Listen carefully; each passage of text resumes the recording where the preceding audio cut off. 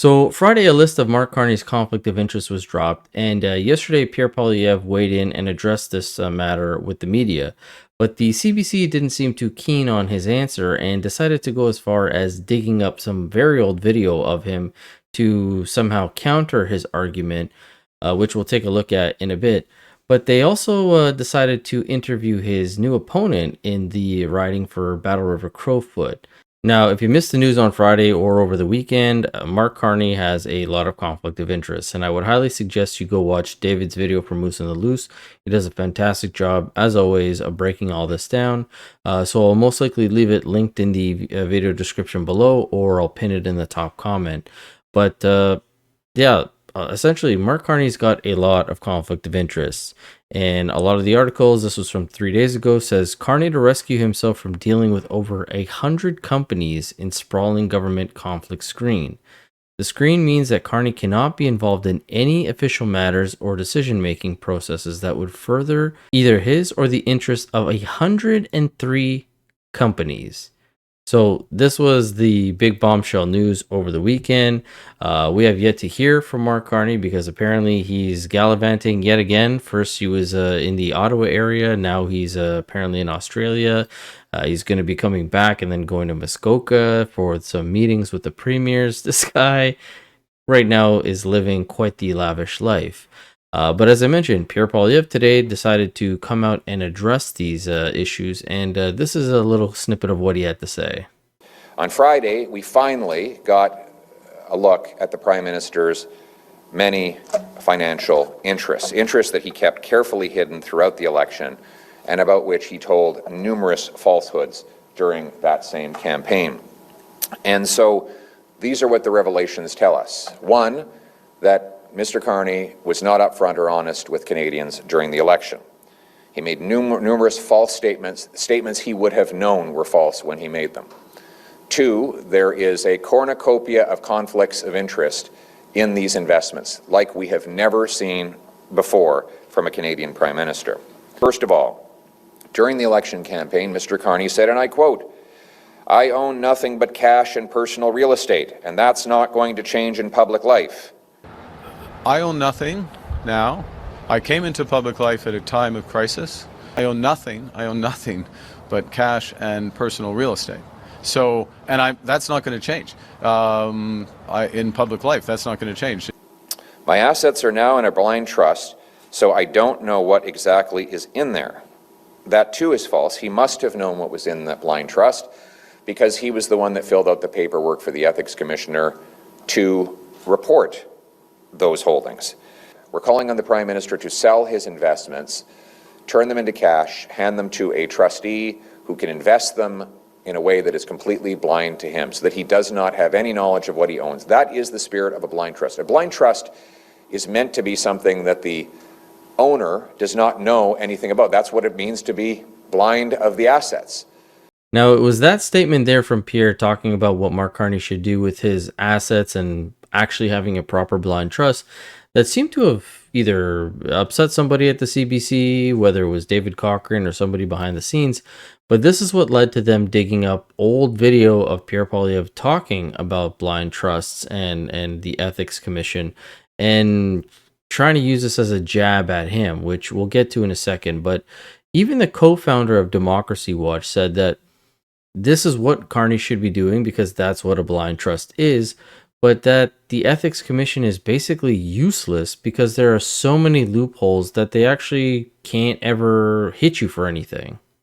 Prime Minister Mark Carney would have claimed that the blind trust he set up means he doesn't own these investments in more than 500 companies, but he still owns them. The Prime Minister is facing calls to sell the contents of his blind trust after disclosures from the Ethics Commissioner show Mark Carney still owns shares, options, deferred shares, and other investments. But documents from the Office of the Ethics Commissioner shows precisely what the PM put into the blind trust, including shares of payment processor Stripe, options and deferred shares from Brookfield, and shares in hundreds of companies held in an investment account managed by a third party.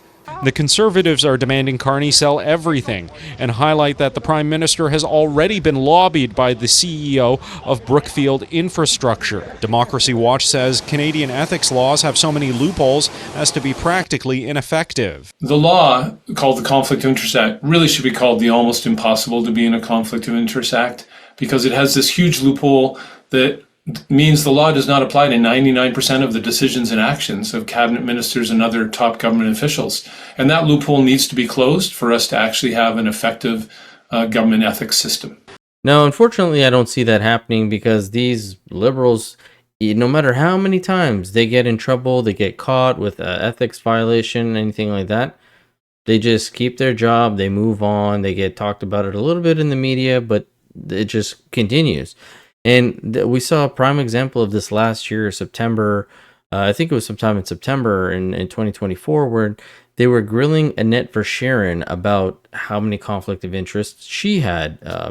She's not a MP or anything, but she got a lot of government contracts. And when the Ethics Commission investigated her, they found her culpable for 23 or 24 violations of ethics. And when the Ethics Commissioner was questioned on this, he simply said the name of the game for him is you shame them and you name them, and that's all he can do. Let's start at the beginning. My job is there to expose conflicts of interest. If I find them and I expose them, then the person has to answer to the public, to the Prime Minister, or to the Speaker of the House, as the case may be. And my job is done basically in exposing it. I can't fine, I can't... Yes, that's true, but you're not exposing them. But they have to be in office. When they are no longer in office, what good does it serve to So your expose? excuse is it's okay for a conflict of interest and you don't have to look at abuse of taxpayer dollars as long as they're no longer in office? Abuse of taxpayer dollars is the Auditor General's job, not mine. Mine is conflict of interest, pure and simple. And there is no conflict if you're no longer in office. So there you have our ethics system in a nutshell, which is pretty pathetic. But when it comes to Mark Carney now and this ethics situation and the screening process that he's implemented, in particular with Brookfield and Stripe, the people that are going to be administering it are Marc-Andre Blanchard, Carney's chief of staff, which he handpicked, as well as the Privy Council clerk, Michael Sabia, another individual that he handpicked. And David from Moose on the Loose, he goes into great detail on Marc-Andre Blanchard. I believe he said he hasn't really done a deep dive or a video on Michael Sabia, but his mind map, or whatever you want to call it, has a lot of connections. I believe they have some sort of tie to Brookfield and Stripe, which is another conflict in my opinion.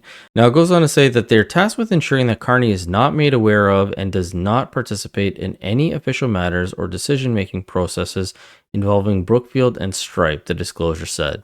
Which sounds great on paper. Will that actually happen? Who knows? I'm pretty sure these guys have ties to Brookfield and Stripe, so they know what the trajectory Mark Carney wants to go down. They already know what will benefit them, which won't. And if these guys are climate zealots like he is, then they're going to push for this green agenda just like Carney would. So how this really benefits them, I don't know. I don't think that this is really going to stop anything. But as I mentioned earlier, the CBC decided to dig up some old videos of Pierre Poilievre, like 11 to 19-year-old videos of him in committees talking about blind trust. And David Cochrane, you're going to see here, has great joy on his face bringing this up until Lisa Wright, the Conservative, kind of shuts him down. Take a look. So, but I want to play part of an exchange. Yeah. This is at committee, and Stephen Harper, chief of staff at the time, Nigel Wright, very successful businessman, came into public service with a lot of holdings and had to set up some of the mechanisms similar to what the Prime Minister is going through now. He was at committee, and one of the MPs asking him questions was a young man from Carleton, Nepean at the time. Just have a listen to this. Can you explain the purpose behind the blind trust? This blind trust follows a form that was created and drafted by the Ethics Commissioner. I transferred all of my controlled assets into the blind trust in late October. The blind trustee is the legal owner of them all now, and I'm not to have any communication of any sort, no direction, no advice, no information about what's in there. I do not know and will not know what's in there. There seems to be some misunderstanding in the way that this has been debated by some members. We have to recognize that there are going to be people in this world of public service that come from different backgrounds that obviously the government interacts with, but that is a strength for our country. Okay, that's from 2010. We went back 4 years earlier, too. The video for this doesn't exist, but the transcript, this is another committee appearance where Mr. Poilievre, who's the Nepean Carleton MP at the time, debating with Duff Conacher from Democracy Watch. This is when the Conservatives were bringing in the Accountability Act. And he defends blind trust, saying we would not know anything since it's a completely blind trust. So we would not know what we held. That's why it's blind. You would have no knowledge that you owned it. So how could you possibly be voting in favor of your private interests if you didn't know what those private interests were? Okay, Lisa, a quick last word on that, and then I want to switch to the other topic. Anything you want to add? Yes, of course it's worth his time because there is going to be mistakes made in the next 2 years. And he gets to point back to this point in time when he indicated that this was going to be problematic. And number two, I know that we've gone down the path of judging Mr. Poilievre on everything he said in the past. When Minister LeBlanc comes forward and defends the choice of the Prime Minister, I hope that you read back to him his Hansard when he went after Mr. Wright on exactly the same topic and ask him whether or not it's something he should be doing. Is it hypocritical of him now defending the Prime Minister when in fact he went after Mr. Wright in the past? And I think if you're going to do that, then that's fair ball. If not, you're beating up on Conservatives where they don't need to be beat up on. Okay. I mean, Mr. Poilievre raised the issue today. This is why we're examining this issue today. So, so that, he put it on the table. We've got to look at it and assess it. So that's what we're doing today. It's just so ridiculous seeing David Cochrane here being like, whoa, Lisa, please don't attack me. I'm just doing my job. Pierre Poilievre, it's his fault. He's the one who brought all this up. So we had to then dig deep into our archives and find a video of him from like 15 years ago, as well as a transcript from whatever it was 19 years ago about him talking about blind trusts. And even the NDP guy on the panel, Brad, was talking and saying, Pierre, he finds blind trusts okay when it's during Harper's time, but now during Carney's time, it's a problem. Lisa's emphasizing that Carney could have saved himself the hassle with this because, yes, under the ethics commission or the ethics rule, to divest, you either sell your stocks or you put it in a blind trust.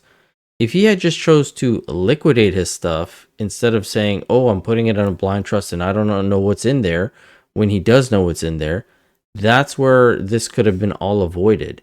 He could have just sold his stuff, put it into an actual blind trust like Pierre suggested, and then them not know what's going on.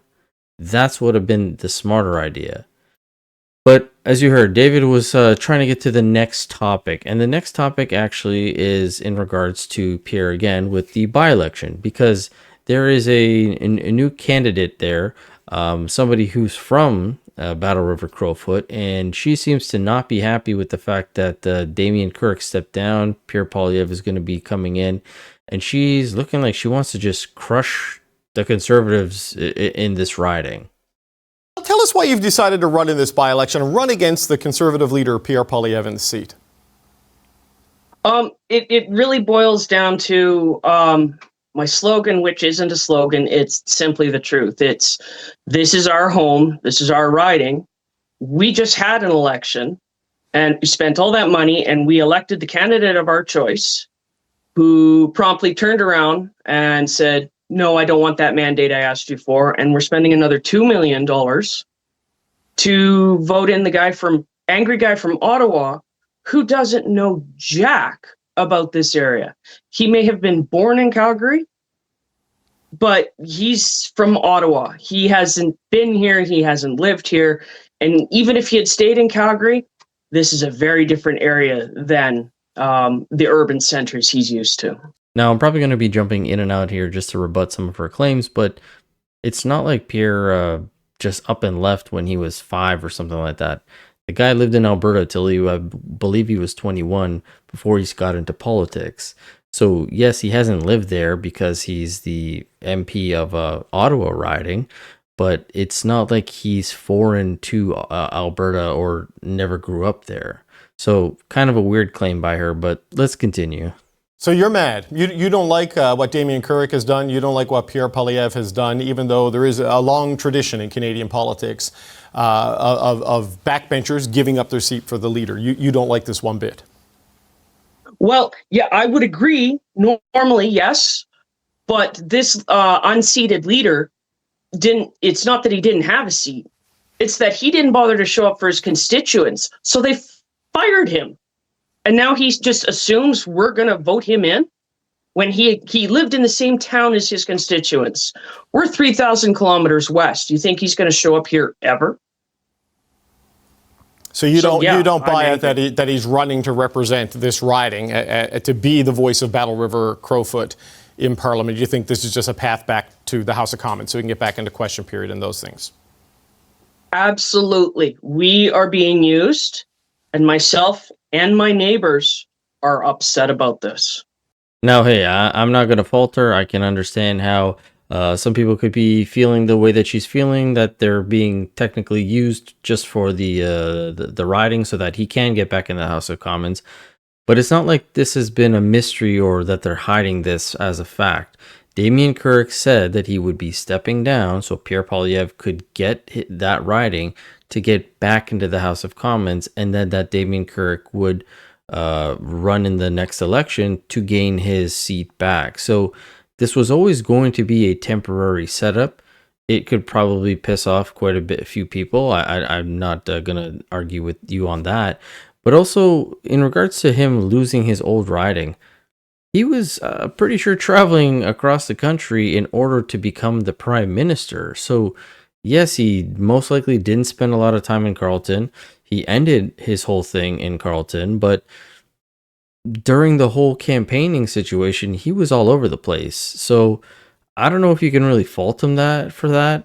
Maybe leading up to the campaign, he didn't spend as much time in Carleton. I don't really know. I don't live there, obviously, but yeah, kind of, again, just odd things to be picking and choosing. How upset do you think they are, Bonnie Critchley? Because, this is a seat that reliably votes Conservatives, which is inarguably the reason it was picked. I think Damien Couric is willing to step aside, and this seems, at least on paper, very little chance of losing. 82% voted for Mr. Couric in the election on April 28th. How upset do you think they are? Is it enough to just reduce that number, or is this maybe in play? It's going to be either or. Either way, he is not going to survive his leadership review in January. If he beats me, it's not going to be by much. I can tell you he's going to get 50, maybe 60 max if he beats me. You think it's that close? What gives you that level of confidence? Do you have polling data? Do you have organization, fundraising? Tell me what makes you so confident of that. Just literally, I'm going door to door and talking to my neighbors. And there are people who voted for Damien, and they like Damien, and then he sold us out. And especially rural Albertans tend to be an independent lot, and we don't like being used. We don't like our answers being assumed. And that's what's going on right now. And yes, on paper, this is a very conservative area, which is why I'm running a right of center, but centrist campaign. And I am a palatable alternative to the Conservative Party who has sold them out. Now, I gotta say, I don't really get the right of center vibes from her, or a centrist vibe. Very much more left-leaning NDP style, in my opinion. But she talks about the angry guy from Ottawa coming down there. She seems pretty bitter herself. And if you think about what Damien Couric did stepping down so that Pierre could take over, that's to get him back into the House because they all believe that he would be the best to lead the Conservatives.